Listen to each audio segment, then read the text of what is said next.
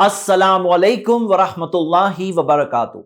Adam Sikar debate से फरार part 1 और पार्ट 2 और एक्सट्रीम से एटलीस्ट इतना फायदा हुआ कि वो मुझे डिबेट में स्ट्रीम यार्ड पर एडमिन बनाने के लिए तैयार हो गया और वो ऐलान कर चुका है। तूने कहा ना मुझे एडमिन बना दे, तूने भी स्केड्यूल करनी है, मैंने भी स्केड्यूल करनी है। मैं तेरी ये बात मान चुका हूं। तू एडमिन है मेरे चैनल का ना, मैं तुझे म्यूट कर सकता हूं। अगर मैं तुझे म्यूट करूंगा तो मुझे म्यूट कर सकता है, मैं तुझे रिमूव करूंगा तू मुझे रिमूव कर सकता है। तू एडमिन है, तू इवन डिबेट को एंड कर सकता है, प्रोग्राम को, स्ट्रीम यार्ड के प्रोग्राम को एंड कर सकता है। एडम ऐसे बता रहा है जैसे कि वो पहले से राजी था, लेकिन ये बात हमारी कन्वर्सेशन में कहीं नहीं है। आप पढ़ सकते हैं, डिबेट मेरे चैनल पर भी स्ट्रीम होगा, ये बात सही है, लेकिन स्ट्रीम यार्ड में एडमिन एक्सेस मुझे भी मिलेगा, ये बात कहीं नहीं जिक्र है, जबकि मैंने उसे लिखकर भेजा था। लेकिन अब उसका एक नया तरीका है फरार होने का। एडम को अब रियलाइज हुआ है और उसने वेडनेसडे की अपनी स्ट्रीम में कहा है कि मैं यानी जैद पटेल डिबेट में पावर पॉइंट इस्तेमाल नहीं कर सकता। जरारा बरा जरार दोनों की दोनों हदीसें ज़ईफ हदीस हैं, तो भाई मैं तुम्हें पावर पॉइंट प्रेजेंटेशन क्यों चलाने दूं? Why the hell? Point by point बात करेंगे, कोई पावर पॉइंट नहीं होगी, जो चीज होगी सामने दिखाएगा। पहले तो जो हदीस उसने बताया है वो बिल्कुल सही है, और ये लोगों को हदीस चेकिंग का ABCD भी नहीं आता है। अगर गूगल सर्च भी बराबर से करके आता तो इतना बड़ा ब्लंडर नहीं करता। लेकिन मैं उसे एक अलग वीडियो में इंशाल्लाह जबरदस्त एक्सपोज करूंगा। पूरी दुनिया में पावर पॉइंट एक्सेप्टेड है, यूनिवर्सिटीज में पावर पॉइंट के जरिए पढ़ाया जाता है, और मैं रेफरेंसेस दे रहा हूं, अरबिक ओरिजिनल टेक्स्ट दे रहा हूं। तुम डिबेट करने आए हो तो कम से कम उस टॉपिक पर कौन सी हदीस सही है, कौन सी हदीस ज़ईफ है, उतना तो पढ़ के आओ। और पावर पॉइंट में सिर्फ हदीसें नहीं होती, न्यूज आर्टिकल्स होते हैं, वो भी विद रेफरेंसेस, डायग्राम्स होते हैं फॉर बेटर अंडरस्टैंडिंग। कोई इनसे पूछे कि इन्हें मेरी पावर पॉइंट से इतना डर क्यों लग रहा है, कि ऐसी रिडिकुलस कंडीशन सजेस्ट भी किया उसने। फरार का डेफिनेशन तो मैं पहले ही दे चुका हूं, आप देख सकते हैं। मैं रेस के लिए तैयार हूं, मैं फरार नहीं हो रहा हूं, बस तुम्हारे पांव बंधे होने चाहिए। आपने वीडियो क्लिप देखे, अब मैं आपसे एक सवाल पूछना चाहता हूं। आप इस सवाल का जवाब मेरे चैनल पर कम्युनिटी टैब में पोल पर जाकर दीजिए।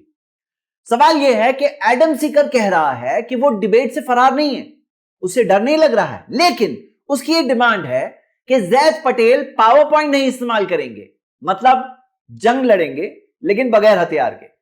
कोई कोऑर्डिनेटर नहीं होगा, मतलब मैच होगी लेकिन बगैर रेफरीज के।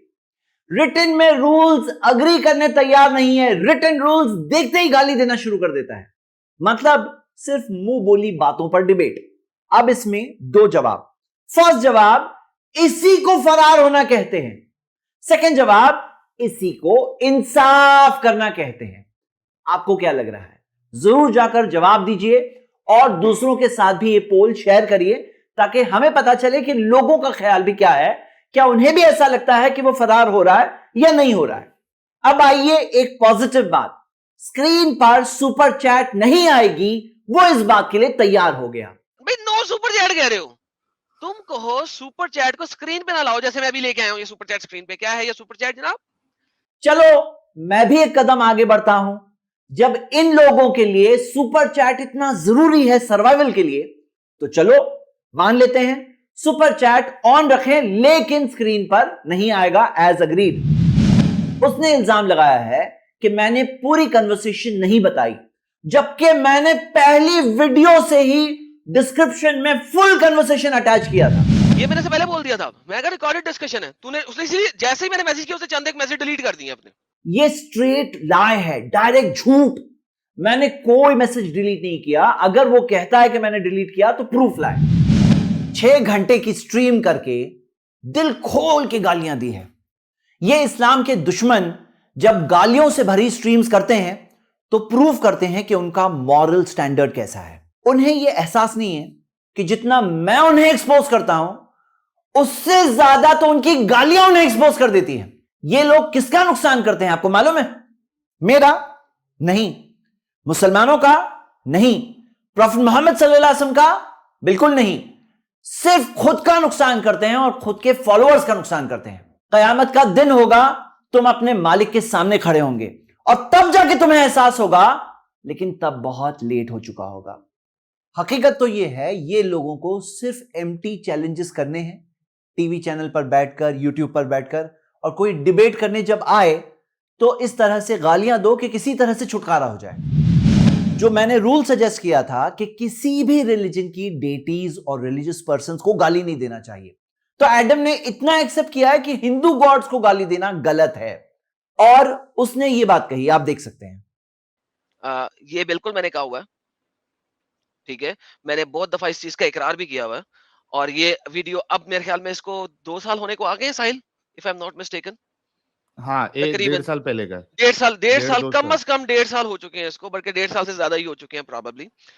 ये वो वक्त है जिस वक्त में I had no information, no knowledge whatsoever except जो हमें पाकिस्तान में दी जाती है। मैं अपने हिंदू भाइयों से कहूंगा कि क्या आप इसकी बातों पर बिलीव कर रहे हो? आप देख सकते हो कि उसका खुद का यूट्यूब का चैनल 2 साल 10 महीने पुराना है। यह वीडियो क्या कह रहा है, 1.5 साल पुरानी है। उसका यूट्यूब चैनल 2 साल 10 महीने पुराना है। उसकी क्रिश्चियनिटी प्रोपगेशन की वेबसाइट 3 साल 3 महीने पुरानी है। और आप ये देखो कि ये इंसान चेंज नहीं हुआ है, ये अभी भी अल्लाह को, मोहम्मद सल्लल्लाहु अलैहि वसल्लम को गाली देता है, आप देख सकते हैं। क्योंकि अगर मैंने हमेशा से कहा हुआ है कि अगर कोई बंदा मेरे ऊपर पर्सनल अटैक करेगा, मैं उसके नहीं, नबी के तुम्हारे ऊपर पे पर्सनल अटैक करेगा, तुम उस पे पर्सनल अटैक करो, या नहीं कुछ करूंगा, कुछ सेंसिबिलिटी रखो यार तुम।